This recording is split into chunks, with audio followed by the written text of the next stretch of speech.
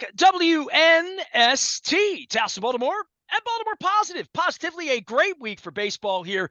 A warm summer week. Make sure everybody's staying cool out there as we get through this summer and this pennant race. Luke Jones joins us now. We're going to be on Thursday talking pennant race, and the Dodgers series will be over by the time we make it back out to not State Fair, not El Guapo. We're going to be at Beaumont. We're going to be at the Beaumont on the corner of Beaumont and Frederick on Thursday from 2 until 5. We're going to be doing our 25th anniversary 2 weeks from now on August 3rd and 4th at Drug City on the 4th. Costas on the 3rd. Lots and lots of stuff to give away on the 3rd. I'll be telling you more and more about that. Certainly for the Orioles, giving away hope at this point. Luke spent the weekend at the ballpark after the big sweep of the Miami Marlins. A little bit of trouble there late in the afternoon on Sunday when I was over Costas cracking crabs, but they made it through enough that, Mike Elias was on the broadcast on Friday night as they kicked off the second half of the season talking about, we'll see Grayson Rodriguez soon. Well, I think deep down we knew that, how he's pitching down in Norfolk, but this feels like the right time, right? And much like Palmer struggled in the beginning and Brooks struggled in the beginning, Grayson Rodriguez getting shipped out was not part of the original grand plan, was it? No, it wasn't. Well, and keep in mind, part of the original plan was that he was going to make the team out of spring training. He had an uneven spring, did not make the initial opening day rotation. We already mentioned in our previous segment, Kyle Bradish was the one who took the line drive off his foot and landed on the IL for a short time in April. And that opened the door for Grayson to be recalled. Ideally, because the command hadn't been as sharp in spring training, they wanted him to work on some things. A lot of people at the time scoffed at that notion and said, oh, the Orioles are just manipulating service time. And, because baseball teams are apt to do that sometimes. Not just the Orioles, but anyone. Not this franchise. They wouldn't do that. It was clear. But it was clear in his 10 starts with the Orioles. And look, let's be very clear. You look at the body of work and you say, all right, well, he had a 7.35 ERA. He allowed 13 home runs in 45 and a third innings. He did have some good outings. He had some good outings and he had some bad outings. The problem was the bad outings were really bad. And it put them in a tough position with their bullpen at the time. So you saw the lack of fastball command got him into trouble. When you throw in the high 90s, you can get away with not commanding the fastball perfectly in the minors because most of those guys can't hit it anyway. So you can be wild within the strike zone. Heck, you can be out of the strike zone, and guys are trying to time it up and try to guess on your fastball, and they're going to swing and miss through it. Major leagues, it doesn't work that way. You have to be much more fine. You have to be much more precise, and that's something that Grayson Rodriguez ran into trouble with. So keep in mind, he had the awful last start against the Rangers. They demoted him at the time, and they said, hey, you need to go down the AAA. Need to work on your command, need to work specifically on your fastball command, go do it, you'll be back. To your point, even some of the greatest of all time, even some of the greatest Orioles or elsewhere, struggle initially. It's really difficult to do. It's the highest level. The jump from AAA to the majors is immense. So what has he done since going back down to AAA? As he is back this week, and we'll see what happens here moving forward. But a 1.69 ERA and 54 strikeouts, 15 walks over 37 and a third innings with the Tides since being demoted. They saw everything, at least what they're saying anyway, everything they wanted to see, and we're going to see how it plays out. That doesn't mean it's going to be perfect. It doesn't mean that he's guaranteed to stay in the rotation, but I forgot he made 10 starts. If you would have asked me, I would have said it was 6. You know what I mean? Like without looking at it didn't feel like he was here that long.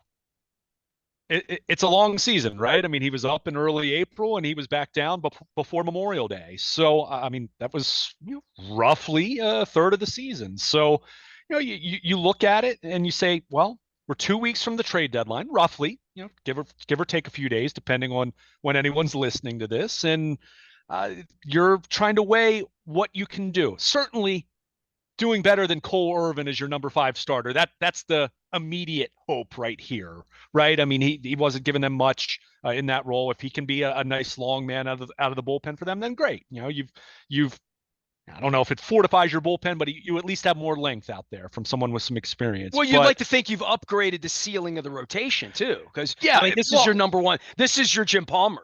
I mean, we talk about all this trading deadline and this and Gibson and what Bradish might be and what he was on Sunday, but This is the great hope, really. I mean, if this guy doesn't pan out, that speaks to trouble for the next couple of years for them in regard to pitching, because they'll have to go buy it at that point, right? Yeah, buy it, or you're going to have to go trade prospects for it, as a lot of people are talking about them doing right now to go And that's get a heavier price, really, when it comes down to it for this organization. Well, right, because you have to give up assets, and then okay, what's the contractual control look like? I mean, is it a rental? Is it someone that's signed through next year? Typically that's what you're looking at in most cases. So look, on paper, I'd love to have Lucas Giolito, for example, but what are you going to have to give up to get him? And in terms of what it takes to keep him long term, I mean, those are great questions. You would much rather be able to plug Grayson Rodriguez into the rotation. And no, he's not Lucas Giolito right now. He's not Jim Palmer right now, to you using that analogy. But you're hoping in the next couple of years he could be their best pitcher, and he has that kind of pedigree. This isn't someone that the Orioles hyped internally, as we've seen with pitchers in the past. This is a guy that widely regarded going into 2023, consensus top 10 prospect in all of baseball.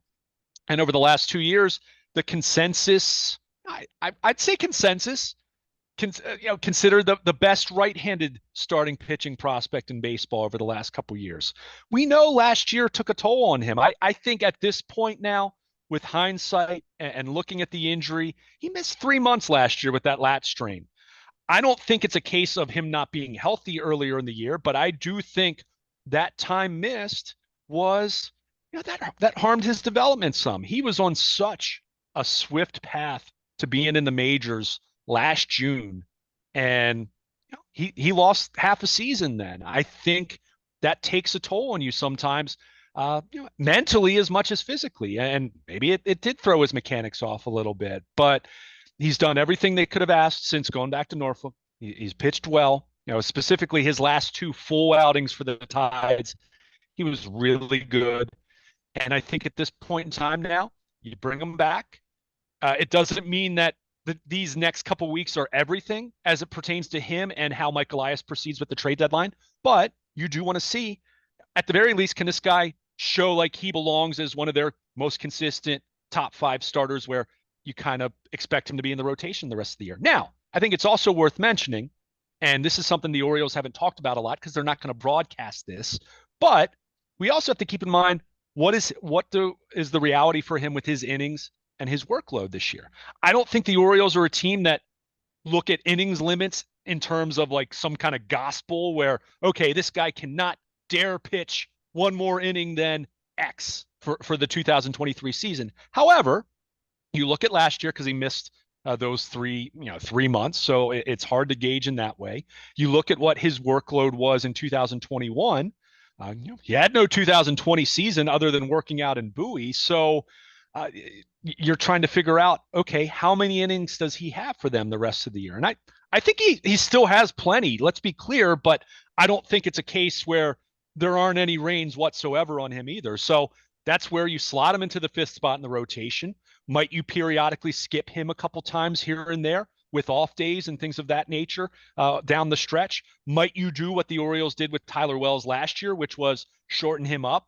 He might have some starts where you say, we only want him to go 75 pitches in this outing because we're trying to manage this because we want him available for September and October. So I think that's a factor as well. But let's be clear.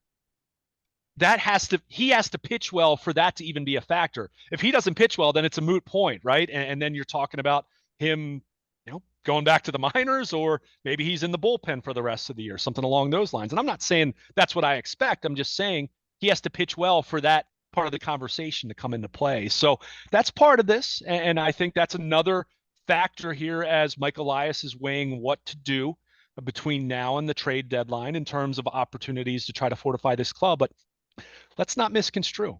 If Grayson Rodriguez comes up and pitches like he's capable of pitching, then that's as good of an addition as, I don't want to say any pitcher you go out and get at the trade deadline, because that would be. But if he can give you 5 or 6 innings every night, 2 or 3 runs, and be good enough at this point, that's better than whatever you're going to buy and have to give up Jackson Holiday for it. I'm making that up, but you know what I mean. Exactly. He's free right now, right? He can come up and he's already part of you. And cheap. Yeah, exactly. He's free in terms of you don't have to give up anything to get him, and he's making the league minimum right now. So there's that part that I'm sure would please John Angelos. But the point is he's got the upside, and you just said it. I mean, this is such an upside play for the Orioles. It was before the season even started.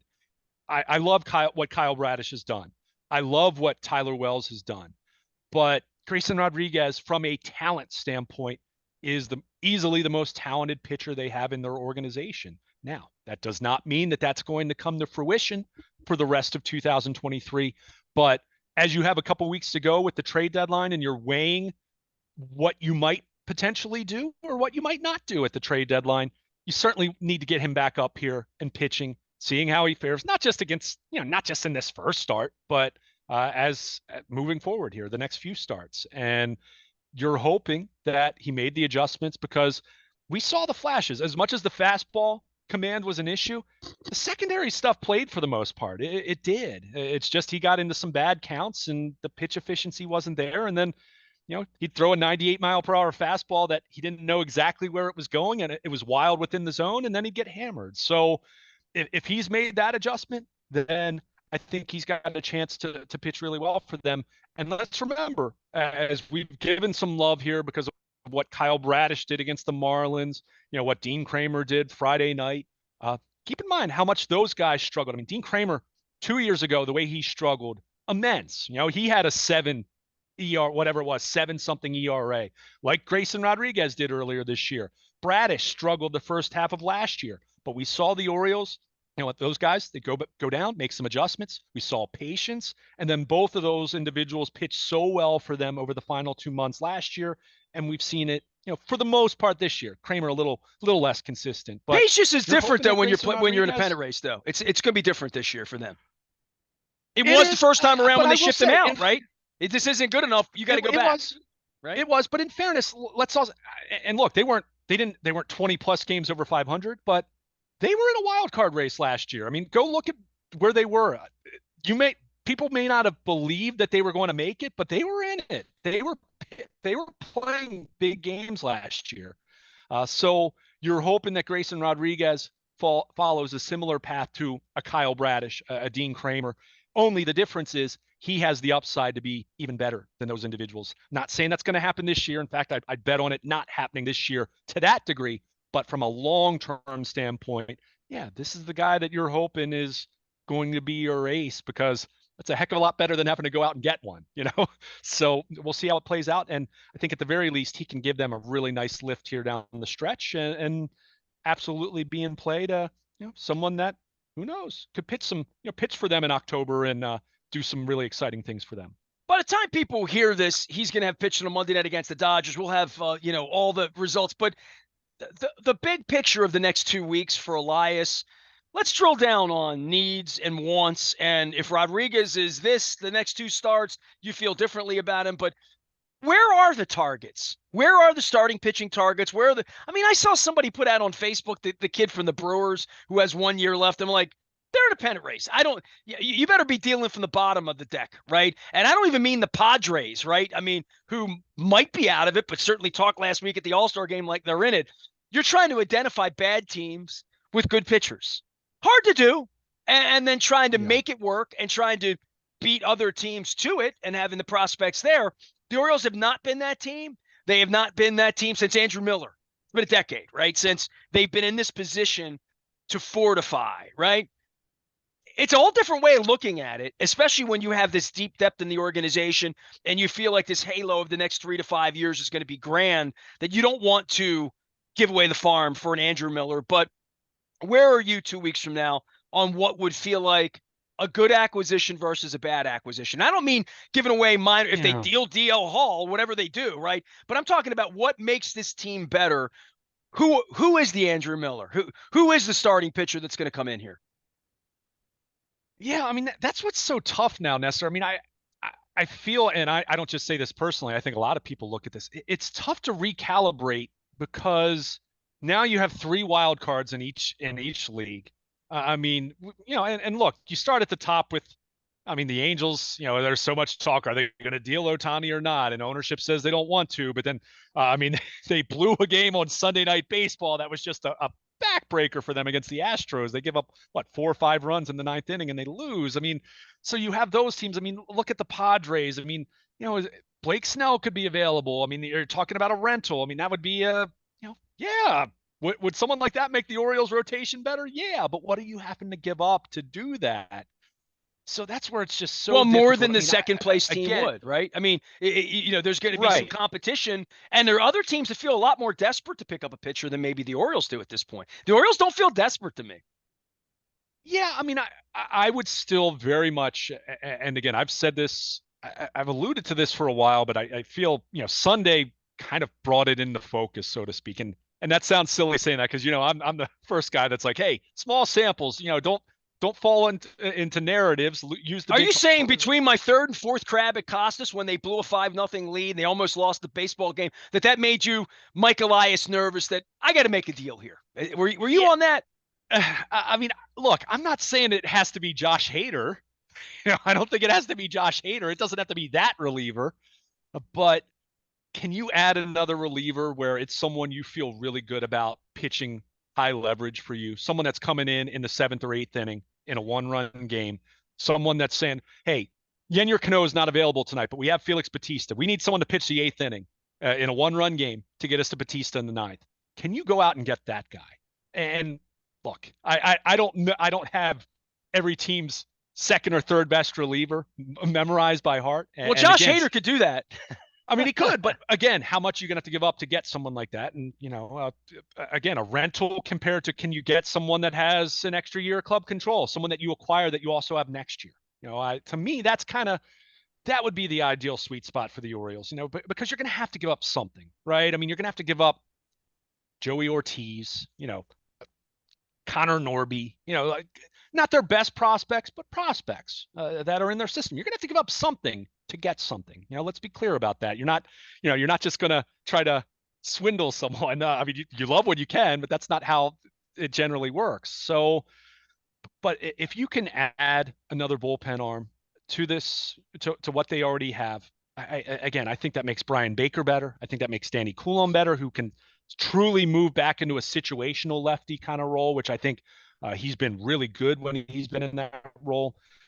I think it makes Mike Baumann better when he's someone that can pitch the 6th or the 7th rather than the 7th or the 8th on any given. What about the injured relievers? I just give it allows you to slot the rest of everyone else.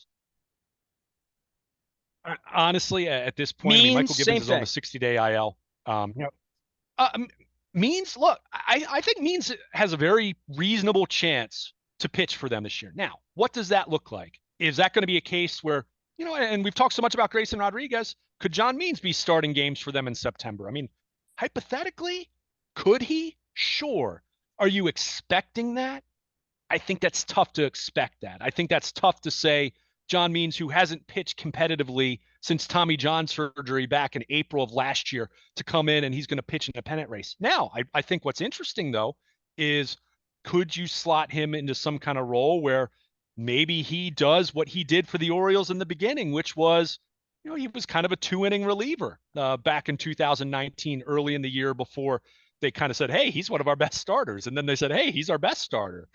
So is there a role for John Means potentially to do that? I think it's possible. But again, can you count on that? No. And you're certainly not going to have any more clarity on that before the trade deadline. So you're kind of, that's a bonus, if anything else. That's how I view that. Givens, he's throwing in Sarasota, but Brandon Hyde, most recently over the weekend, he was asked about him and said he's still a few weeks away. Dylan Tate is not even playing catch right now. So I think counting on him at this point, this is pure speculation, but I fear Tommy John is more likely than him pitching at a high level for them this year. Again, I haven't heard that, but you read the tea leaves. He hasn't been right since the offseason with the forearm and the elbow. So, Cionel Perez is getting ready to come back. Had a really nice rehab outing at Bowie. In fairness, even though he's had a rough year, he had pitched quite well his last 4 or 5 times out before having a little bit of arm soreness. So, can he be part of the equation? Sure. Is he the guy that I feel is fortifying them and making their bullpen great or better than it already is? Tough on that. So I still think there's a deal out there. if it makes sense, you're not giving up your absolute best prospects to go out and add another high leverage reliever. That's what I'd really like to see them do. I think that's what, for me, when I look on the scale of realistic to the least realistic, I feel like that's the most realistic move we might see Mike Elias make. And look, it's much sexier to talk about a starting pitcher, right? To go out and get that true ace. And I'm not saying I'm opposed to that, but it's just, you're giving up a lot for that. And you have to be careful not to acquire someone that's masquerading as an ace. You don't want to go out and get someone that, oh, this guy's going to make us so much better. And then you realize, well, he's not that much better than what we already have. Ubaldo Jimenez. Let's throw him in. I want to talk about him. Well, yeah. Oh, that's a tough name to bring up in these parts. Well, that would be bringing another Kyle Gibson in, right? I mean, you're not happy with another 35-year-old trash man that might get you 5 or 6 innings, another Sutcliffe kind of guy, right? Like, to me, that doesn't move the needle around here. I'm happy with that if you're not giving up anything to get that guy. But if you're giving up something real in terms of your minor league system to get that guy, then yeah, I don't love that. So again, that's where I would really much more be focused on the bullpen. I think for me, that's the balance of need and also what can be reasonable to go acquire that's not going to hurt my farm system over the next few years in terms of, again, I'd love to see Shohei Ohtani in orange and black as much as anyone in a dream world. That would be so much fun. I mean, that guy's unbelievable, but just to rent him, what you would have to give up is just, it'd be extraordinary. And that's why I still don't know if the Angels even going to move him. I mean, I still think they're going to try to hold on to some hope of signing him or making a wild card run or whatever, although it doesn't look likely. But again, I feel like if you're asking me what's the sweet spot between maintaining your long-term farm system organizational health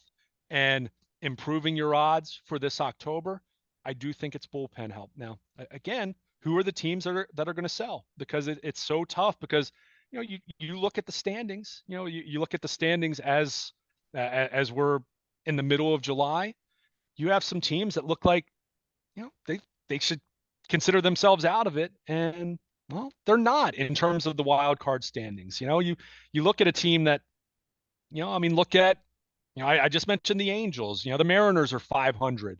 The Yankees, look at the Yankees and the Red Sox at the bottom of the AL East.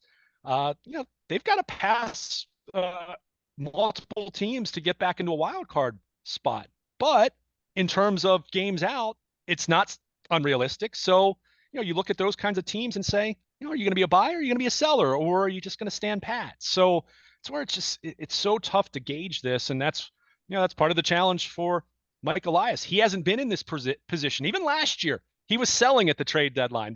They traded Mancini. They traded Jorge Lopez. So he's in a very unique position in which he has not been in. So it's going to be interesting to see how he plays out. But again, if you're asking me what's most likely, I feel it's adding a bullpen arm to the picture. And because I think you're going to have to give up something for that.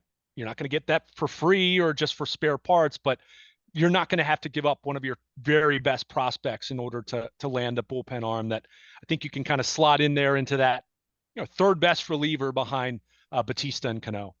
He is Luke Jones. He is Baltimore. Luke, you can find him at the ballpark here in the early part of the week as the LA Dodgers come to town, getting out of here on a business person special on Wednesday afternoon. Birds taking it back to the road. It's been a nice start to the homestand here through all of this. DL Hall and the rest of the organizational depth of pitching, and I always say Bruce Zimmerman because he's Baltimore. I like him, but what's behind Rodriguez? What else is going on? We always hear about the bats at Norfolk. Is there anything in the organization that they would look at and say, maybe in August, other than John Means? Yeah, I mean, you mentioned, John Means, I think he'll be pitching somewhere come August, but I think, he's going to need some minor league rehab. But, DL Hall's the interesting one in the sense of, remember, he had the back issue over the winter, delayed him in spring training. He gets to Norfolk and the velocity was down. And it's not because there's an arm issue, but it's just that back issue. Anyone, and certainly you can attest to this as someone who has had back issues in the I past. lost my press credentials because I had a backache. Ask Chad Steele; he'll tell you. Whether you're an athlete or whether you're just your everyday living, I mean that can be so detrimental to anything you try to do.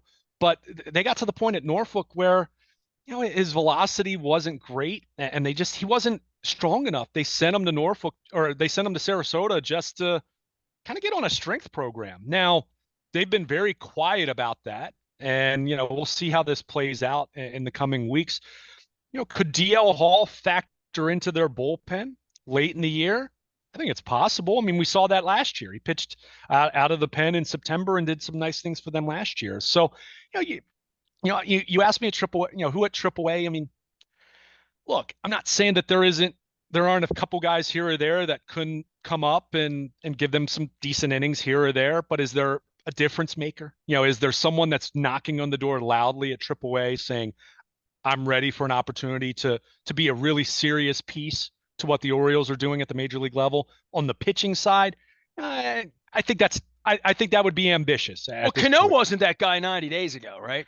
True. I mean, yeah, Yennier Cano, people were wondering in the offseason why he's still on the 40-man roster. So, you never do know, I suppose. But, I think, DL Hall, we'll see later in the year. Could he be, a bullpen piece for them?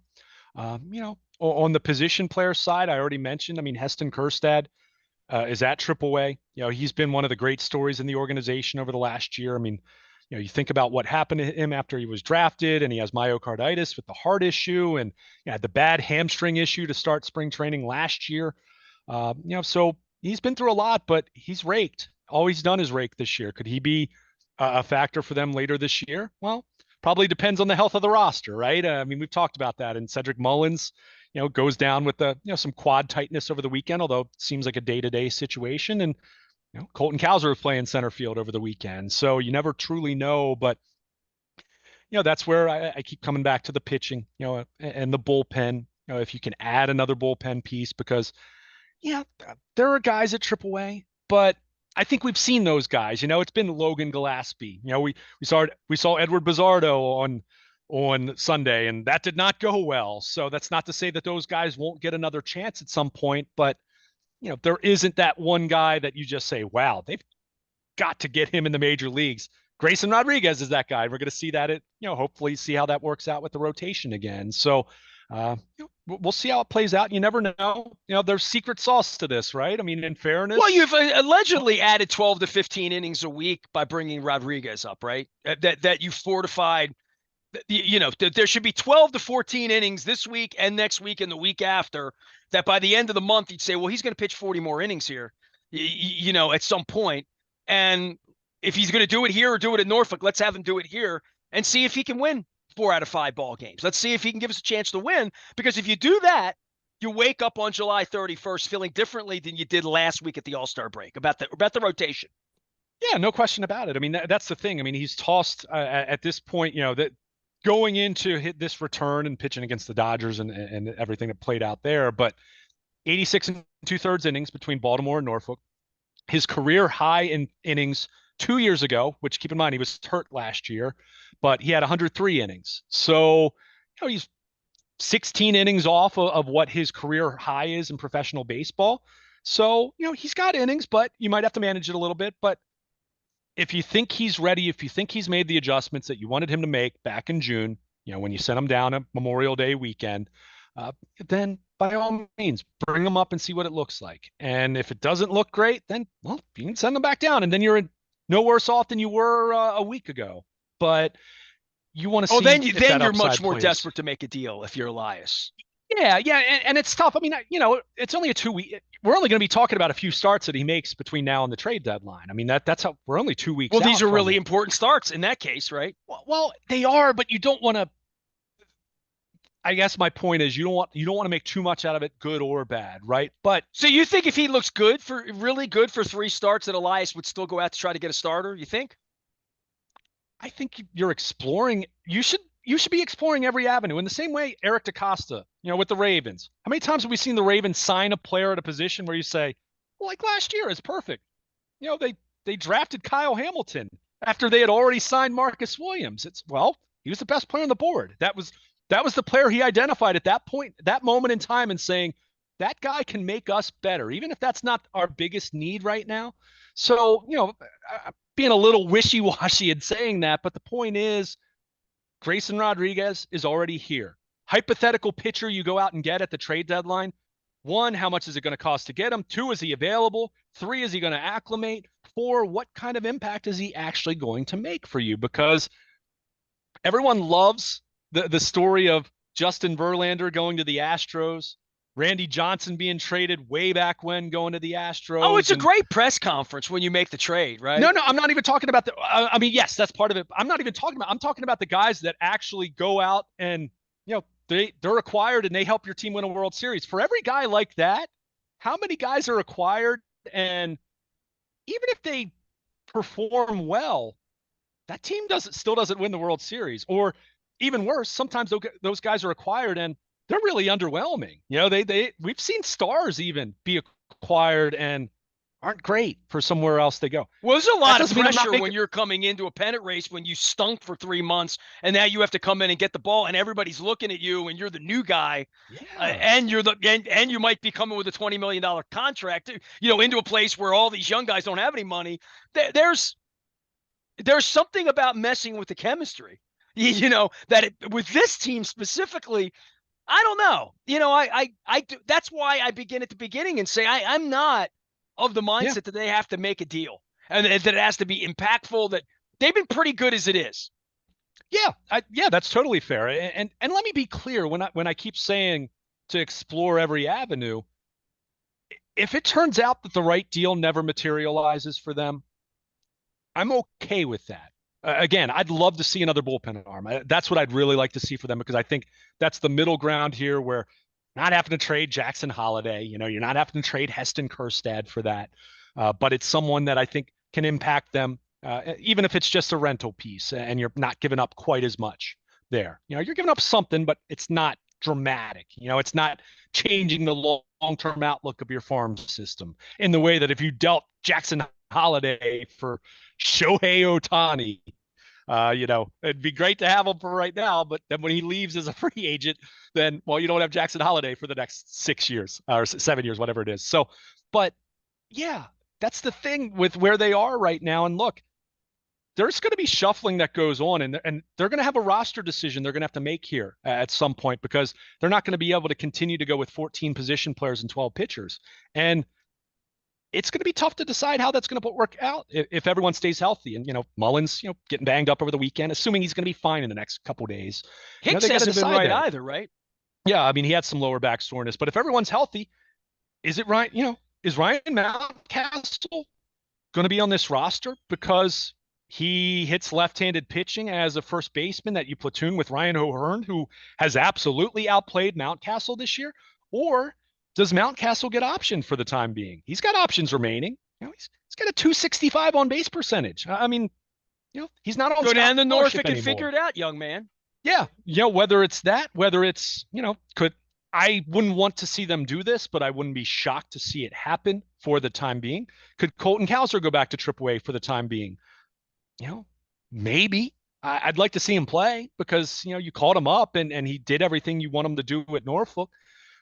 Jorge Mateo, he's not a starting player for them anymore, other than we're seeing him start against left-handed pitching.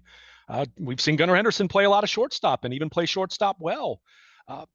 Mateo's out of options though. So if you take him off the 26-man roster, you have to DFA him. So my point is, it's already getting tight from a roster construction standpoint. And let's be clear, that's a good thing.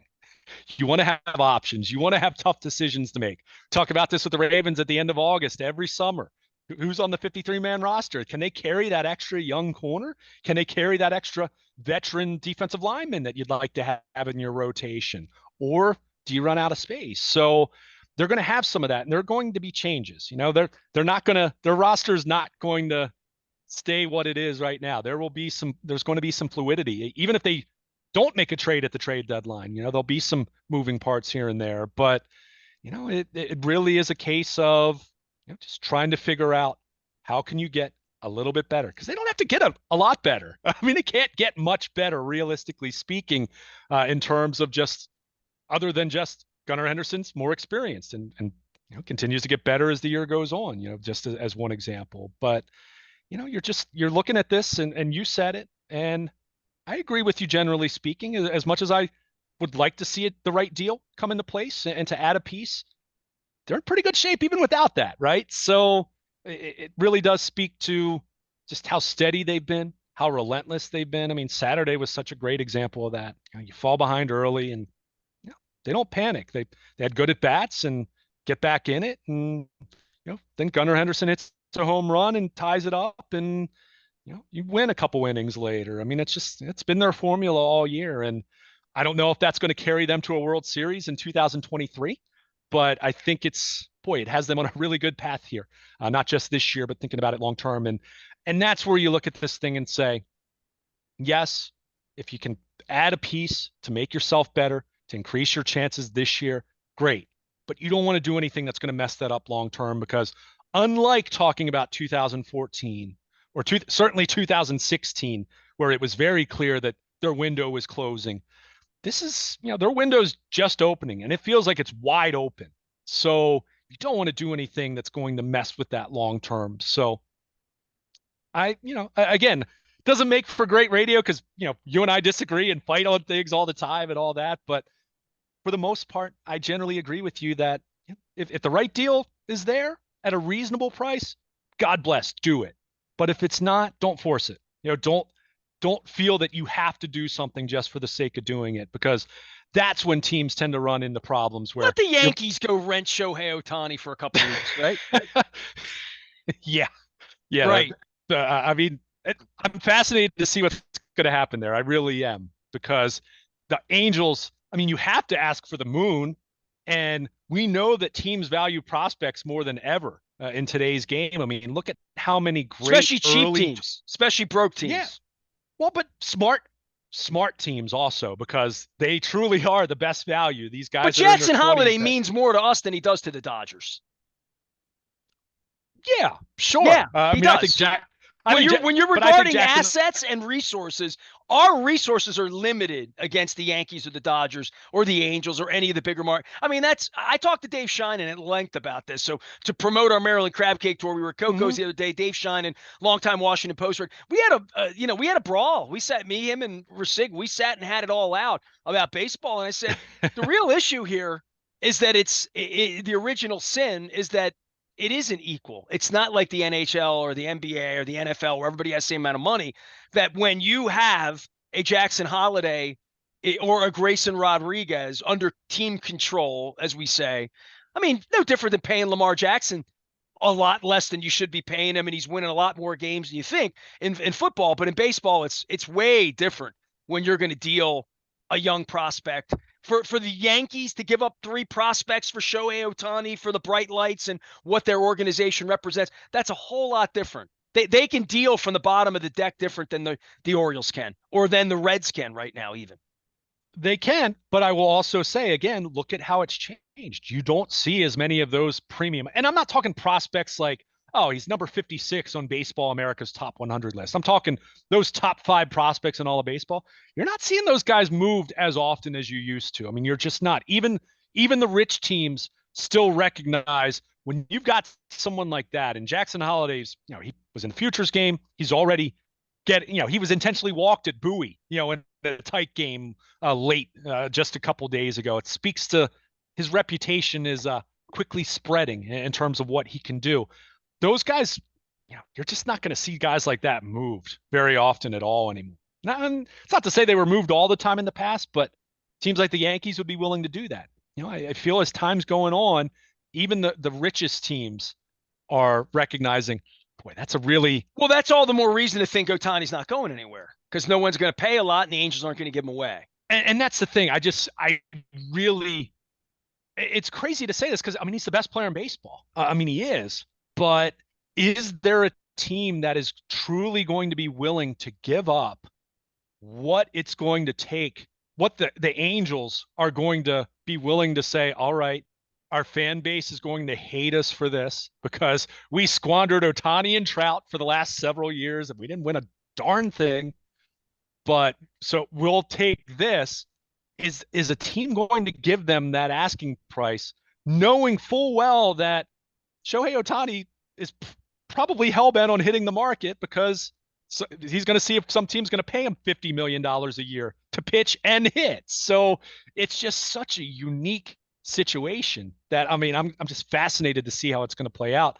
But that's where my gut still tells me he's going to end up being there, and then he'll just walk at the end of the year, and the Angels' misery will be even more miserable than it's been. So, I hope the Giants sign him just to it's mix things up. I mean, I want to see the Giants back in the mix. He's going to play on the West Coast, sure, right? I mean, that's pretty obvious. Yeah, you would think. You would think so. You would think so. I mean, that seems to be the You'd almost like to see the Mariners like go into their kitty and like get after him. You know what I mean? Well, he got the big ovation, during the All-Star game there. So I mean, look, any team in baseball would love to have Shohei Ohtani, but how do you get him? How do you pay for him? How do you try? And this is me getting a little nerdier about it. How do you try to project someone like that? You're not signing Shohei Ohtani for 3 years. Let's be clear. You're having to give him a 10-year deal or 8-year deal, whatever it is. How do you project that out? He already has been a two-way player. Everyone has used the Babe Ruth comparison, and that's fine. Babe Ruth was truly only a two-way player for about 2 seasons. He was a pitcher, and then he did both for about 2 years, and then he was just an outfielder. And pitched occasionally for a few years. And hot dog eater and beer drinker. Right. But the point is, as extraordinary as Ohtani is, how much longer can you expect him to truly do both? Because you have to figure that out in terms of whatever you're going to pay him. You're not paying him for what he already did. You're trying to pay him for what he's going to do over the next 7 years. So you don't sound like his agent at all. You sound more like the buyer. Well, and anyone who knows me knows that Shohei Ohtani's, I've got a man crush on that guy. That guy's unbelievable. Anytime he is on late at night, I'm watching him pitch. I mean, that's just reality. But considering what you're going to have to pay him, and look, he deserves every penny, but how do you project that out? Is he going to be a two-way player for another 2 years, another 3 years? Dare I say, could he do it for another 5 years? I mean, my goodness, is he going to become maybe a hitter and maybe he becomes a closer and maybe you can manage it that way a little bit differently long term? Well, that changes the value for him, right? The valuation of him. So I'm fascinated to see how that story is going to play out. And in the meantime, I'm going to enjoy watching him, but I don't think it's going to be the Orioles signing him. I don't think I'm going out on a limb saying that, but boy, it's going to be really interesting to see how that plays out, and very interesting to see if he is moved, because again, the price is going to be so steep. But if you're that team, are you going to give up all those prospects and then have no assurance whatsoever that you're going to be the team that ultimately is willing to pay him the most to sign him long term? Boy, it's a great question, and fascinated to see how it's going to play out. I got into a fight with Shannon and Rasig about this. I got flipping. I'm like, well, why can't we think that we could sign him? That's the Oriole way for the last 25 years, like the Angelos way. We're a small market. We can't have nice things here. We've had a long time of that. And that is baseball's original sin, that if LeBron hits the market in the NBA, the Heat can get him. Anybody can get him. Ted Leonsis could figure it out, if they could ever figure it out, that there's no financial restriction to them signing Steph Curry or to signing any player they draft. Baseball's different. And I think the offseason makes it different, that you would say when Lamar's available or Aaron Rodgers is available, other teams that have quarterbacks, you don't say they can't afford it or they wouldn't spend the money on it or they'd have to wreck their organization to do it. Right. Baseball's different. And the Ohtani thing is different because he is the best player. He's the best player maybe we've ever seen in regard to what he does and the value that he does it at. And you say, well, we're a major league team, but we're not allowed to play there. We can't have nice things. And that's baseball, Sid. It really is.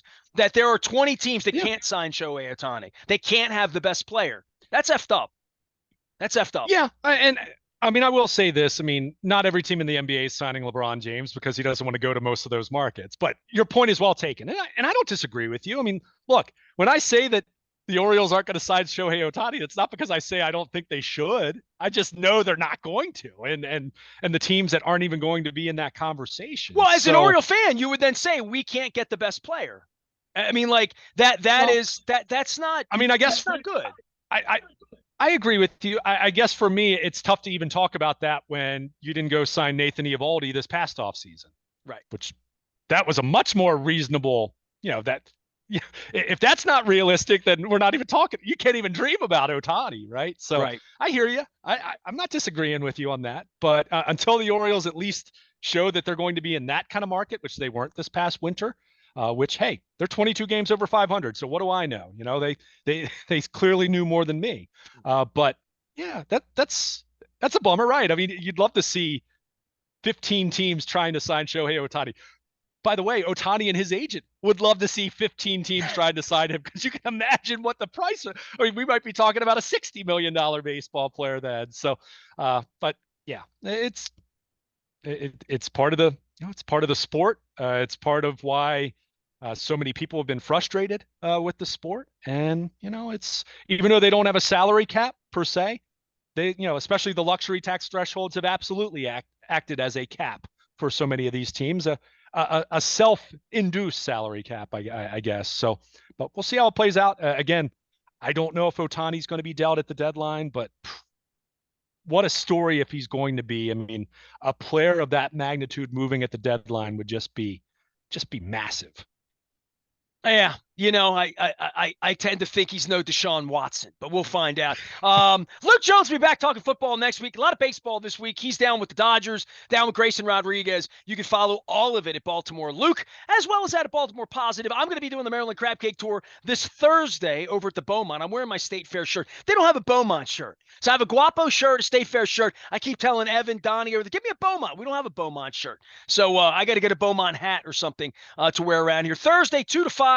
We'll be at the Beaumont in Catonsville. All of it brought to you by the Maryland Lottery. I'll have scratch-offs to give away. I had a $100 winner last week at Coco's, so that was fantastic. Hope you guys are enjoying our conversation from last week at Coco's as part of the Maryland Crab Cake Tour. We are celebrating 25 years here at WNST AM 1570 on the 3rd of August. We'll be at Costas. I'm basically giving away everything I have. I'm going to have copies of Purple Rain 1, 2. If you come to Costas between 11 and 4 on the 3rd, pick up anything you want, take it home. I have all sorts of old shirts, everything that's not glued down or tied down. After 25 years, we're giving away at Costas on the 3rd. Also going to be at Drug City on the 4th from 11 until 4. So that's August 3rd and 4th, celebrating 25 years. All are brought to you by the Maryland Lottery and our friends at Window Nation. I am Nestor. We are WNST. AM 1570, Towson, Baltimore. We never stop talking Baltimore. Positive.